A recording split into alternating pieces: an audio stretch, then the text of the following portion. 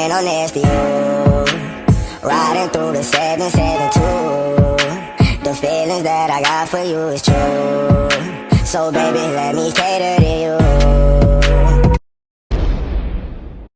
Hey, what's up, y'all? It's your girl May. Welcome back to our channel. My channel. Don't know what to say, but you know, let's just get into it. Where have we been? What have we been up to? Those who personally know me, what happened? All these questions just circulating, and it's taking me about 5 months to make this video because every time I say I'm gonna do it, y'all, I just start crying. So hopefully we can make it through this video. I can get it out there. Whole point is to get back into motion and get back on YouTube and get this going. So let's just get into the video. For those who know me, that know what happened, cool. Those who don't, okay. So back in September 2020, we went down to Fort Lauderdale to visit some family. For those who know, I live in Orlando. But went down to visit some family. And while we was there, you know, we did jet skiing, went to the movies, did a few things just to get in motion, hung out with some friends, went to a few parties. Then, you know, life took us by surprise. On September 15th, Greasy got into a car accident and unfortunately passed away. Sorry, y'all. I told myself I was ready and I wasn't gonna cry. But Greasy got in a car accident. We had just left a party. We left a party on the 14th. And he was heading to meet with some friends or whatever. We left like 12:30-ish, 12:45. You know, made sure locations were on, make sure we were good. I left with my sister and he was going to meet with his friends.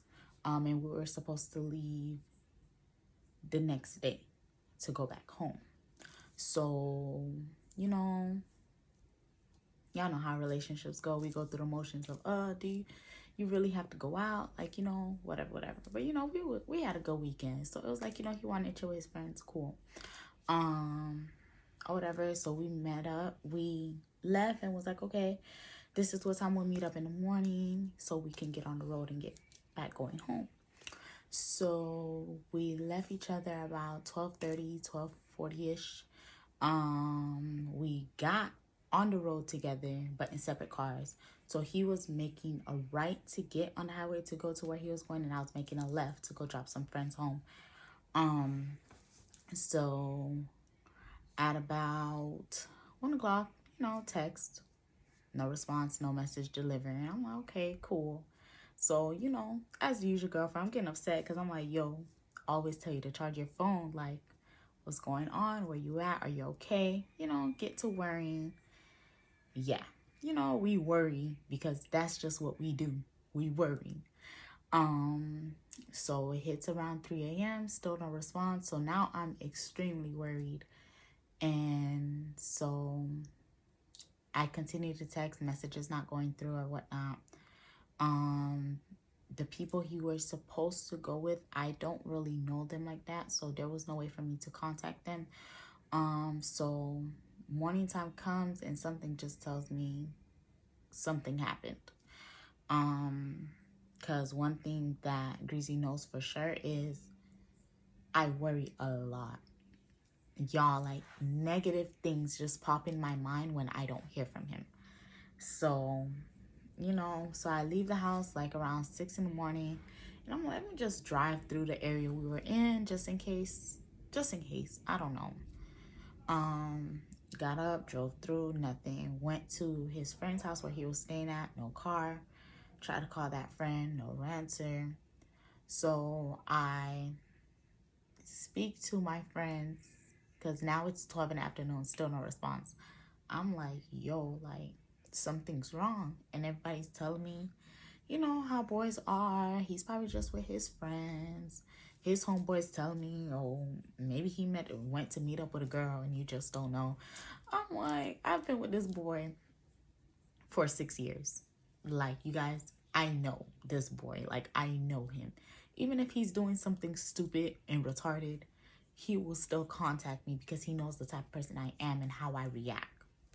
So, well, I'm like, okay, cool. 2 in the afternoon hit. I call my dad because at this point, I am extremely worried. My dad's like, okay, that's weird because usually he does contact you. So, okay. So I call his mom. I'm like, listen, we went out last night and he's not answering. She said, okay, maybe he's just drunk. I'm like, no, he did not drink at all last night. Like, which was weird because everybody who knows my boyfriend knows that when he steps out, he will have a cup or two by a bottle and all. Y'all, but everybody also knows that if he's drinking, I will not allow him to drive. So there was that. So his mom was like, okay, don't panic. Just let's see how the day goes. I'm like, nah, I know him and he knows me. He will not let a complete day go by without saying anything. So 4 o'clock hit and my best friend's like, oh, you know, he's okay. Don't worry, y'all. At this point, I'm in tears because I know something's wrong. Like, I can tell inside me that something is wrong. So, I'm sorry, y'all. So, now everybody's starting to piss me off because they telling me, don't worry, don't this, don't that. Y'all, I know him. So, don't tell me what to do, what not to do. Like, I know him and I know myself. And literally, for anybody who has been in a long relationship, you gain this bond where you instantly know when something is wrong. Like, you guys, I stayed with this boy. Like, I know him. So around 5, I decided to make a post on Facebook. And I made a post on Facebook as if he was a missing person. And I'm like, hey, if anybody sees this car, it might sees him, just let me know. Like, you know, just let me know. Y'all, I put the post up. Within 5 minutes, I was getting back-to-back phone calls from different numbers, different areas, about how they seen his car and it was in a crash and all this other stuff, different stories, different phone calls about everything. You guys, my heart sunk because now I am extremely concerned. I was already concerned, and getting these phone calls were not making it better.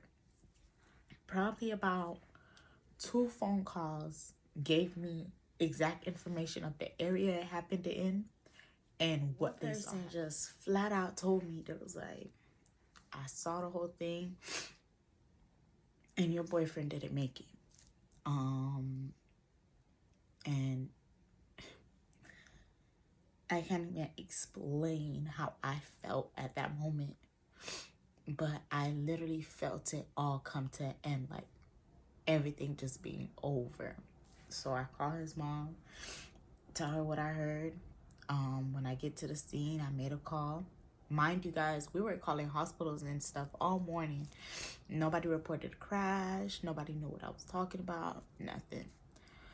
So when I get to the scene and I call and I give the address, I'm like, this is where I am. This is where I heard the accident happen. And I believe he was in a crash. So y'all, they gave me the chief's number of that night, I guess. And I spoke to him. He asked me a description of the car. I gave it to him. He's like, okay, there was a crash.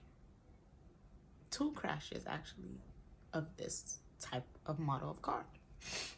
And he said 1 is in critical condition and 1 didn't make it. He said, I'm going to get more information and I'm going to give you a call back. So he calls back and he asks for a description of Drizzy. I gave him every single detail from tattoos to scars to everything. He said, can I have his mom's number? And I'm going to give both of you guys a call back in a few minutes. He didn't call me back. Probably 5 minutes after I spoke to him, his mom called me and she was screaming on the phone. And I just knew what she was crying and screaming about. You know, and my heart shattered even more because it's one thing for me to have lost a partner. It's another thing for me to understand how she feels because she just lost a child that did absolutely everything for her. And it broke me. Like, I've dealt with death before. I have. But I would say the crazy thing about it all is right before our trip, since the year started, for some reason, you guys, we were stuck on the conversation of death so much. Because his grandmother had passed away. And I saw him break down like I've never seen him break down before. Because his grandmother was his life. And after that, we just had a lot of conversations about death. Like, if you die or if I die and this and that. And you know, you think about how they always tell you, don't throw things out into the universe.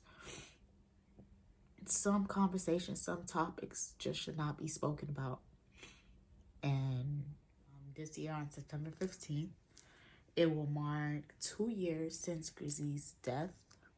And I'm not gonna lie to you guys. I'm not gonna say it has gotten easier. I'm not gonna say that depression is not kicking my butt. Y'all, I have days where I could barely get up. And I have days where I have to push myself to get up. I try to fill that void. I try to just keep my mind busy. But it is hard, you guys. Like, me, his mom, and sister have probably just gotten into the space where we can talk about him, make jokes, and laugh it off without there being as much tears. But birthdays come around, holidays come around, and it hurts. It hurts so much. But if I sit and cry all day, how can I tell his sister and mom that it's gonna be okay and they shouldn't do it? Literally between the three of us, it's like the blind leading the blind. Like, y'all, on my worst days, his sister and mom uplifts me. And on their worst days, I uplift them. We try to keep holidays and stuff the same way how he used to. Birthdays, same way. We make sure we give each other the same. We just make sure we keep it going, y'all. But like I said, I'm not gonna say it's been easy. It's been hard, difficult. And like I said, I never thought I would find myself in this position. So there was people saying he was drunk driving, which isn't true. Y'all, it was so bad to the point that I had to show his homeboy not the death certificate, but when the person gets examined, I forgot what it's called. I can't think about it right now. But I had to show him that there was no liquor in his system in order for him to believe me. Mind you guys, I already have a lot on my mind that I'm dealing with. And then to have to deal with that as well, it did not help out the situation. Personally, I just found it easier to not really associate myself with his friends. Some of them are kind, some reach out, some don't have good intentions, so I try to just speed past. But you know, I'm pushing through every day. His mom is pushing through every day. His sister is pushing through every day. She's about to graduate this year, so kudos to her. I'm extra excited for that. It sucks, like I said, because you think about achievements like that he can't see. That's what we've been up to. For those who knew, they knew. For those who didn't really know the full story, thanks for tuning in. And stay tuned for my next video. I don't really know, like, I'm not gonna lie to y'all, I don't really know what this channel is about to consist of. Cause yeah, you know, you start something, you have this idea, and all of a sudden, like, so, you know, stay tuned for my next video. And of course, it's always gonna be MG Gang.